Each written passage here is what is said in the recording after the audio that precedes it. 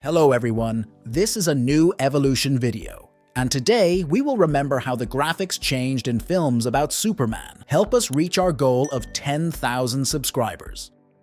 The first Superman was Kirk Alyn. He played the role back in 1948. It's hard to even imagine what visual effects could have been more than 75 years ago, but they were. In the first film adaptation of The Man of Steel, special scenery and combined video filming were used. Thanks to this, it was possible to show the powers of Superman. But I would like to pay more attention to the visual effects. At that time, technology did not allow creating realistic 3D models and explosions, but you could have used animation. Superman's flight and other superpowers were shown using a cartoon superimposed on top of the film. Amazing resourcefulness allowed the film to become a cult classic and usher in the era of super movie cinema. For a long time, films and TV series about Superman were released, but they were not very different from the 1948 version. But in 1978, a very interesting project was released. Christopher Reeve played the role of Superman. This film looks very modern for its time, and even now you can watch this movie, and only very young viewers will be indignant while watching it. The production of the film was very difficult. This especially applies to visual effects. The studio spent $2 million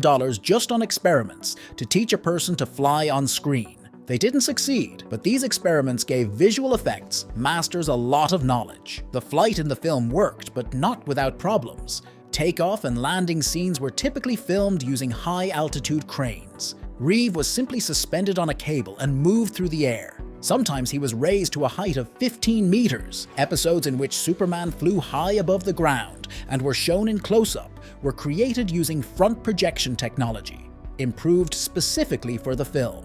Without going into technical details, let's just say that it consists of combining during filming the actor's image with a previously filmed background, which is projected onto the screen behind the performer. Now Superman could use ice breath and heat vision, but everyone who worked on these scenes, the main special effect was still Christopher Reeve himself. He had to use his gestures and facial expressions to sell his flight, and his convincing performance was an important part of the success. The film became a success, and several sequels were made, the latter of which turned out to be of very poor quality in every aspect.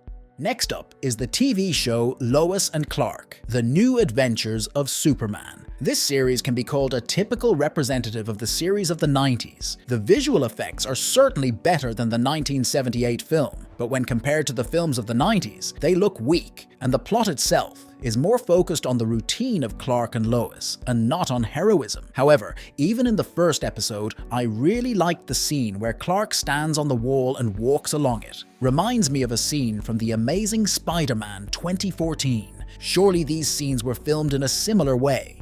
And next, we have one of my favorite shows, Smallville. The series was released more than 20 years ago, and its visuals and story are still fascinating. The first episode looks like a real blockbuster. The visuals look absolutely amazing. Damn, they are better than many modern series. Anyone who has watched the latest seasons of The Flash should understand me. The scene on the bridge where Clark gets hit by a car is fantastically done. It was very natural. As well as the scenes where Clark is hit by a bus or car, the series and Tom Welling will forever go down in history. In my opinion, this is one of the best adaptations of The Man of Steel. Thanks to this TV show, many learned about the DC universe. We were shown Green Arrow, Supergirl, Aquaman, and many others. Clark has almost the entire set of superpowers: heat vision, invulnerability, super speed, and only occasionally were we shown flight. In the story, young Clark cannot fly, and it all looks really good.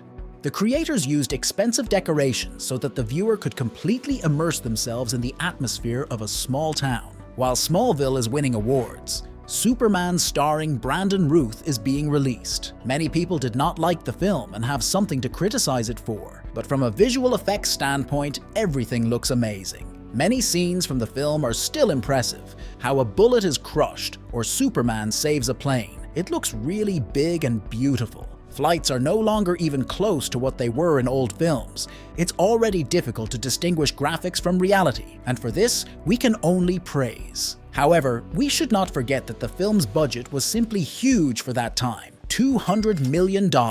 Well, we move on to the film that everyone has been waiting for, Man of Steel. You can praise Henry Cavill for a long time, and talk about how ideally he suits this role. But most of all, this film is about stunning visual effects. Zack Snyder showed the world how to make films in which a large-scale battle takes place. We can say that in 2013, we finally saw Superman as he would be in the real world. His forces leave behind destroyed cities. It all looks amazing. Weta Digital can be praised. They did a great job on the visual effects. By the way, they also worked on Avatar and Watchmen. Almost everything you see during the Kryptonian battle was created on a computer. The latest motion capture technologies were used to convey the realistic movements of the actors to the 3D model. It is worth saying that all of Superman's superpowers are shown very colorfully, especially heat vision. The flight also looks exciting, and you feel real speed while watching. Zack Snyder used an interesting technique, shooting from the shoulder. This technique is often used in documentaries, or for example,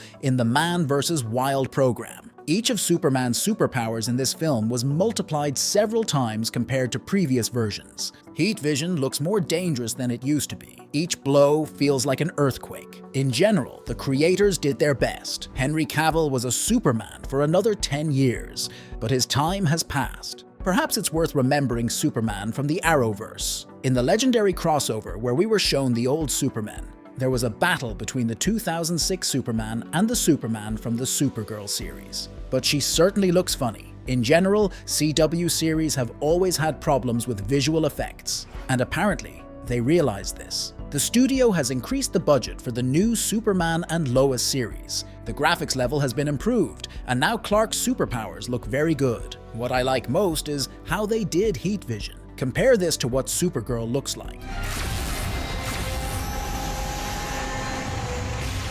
That's how it is in the series The Boys. And so it is in Superman and Lois.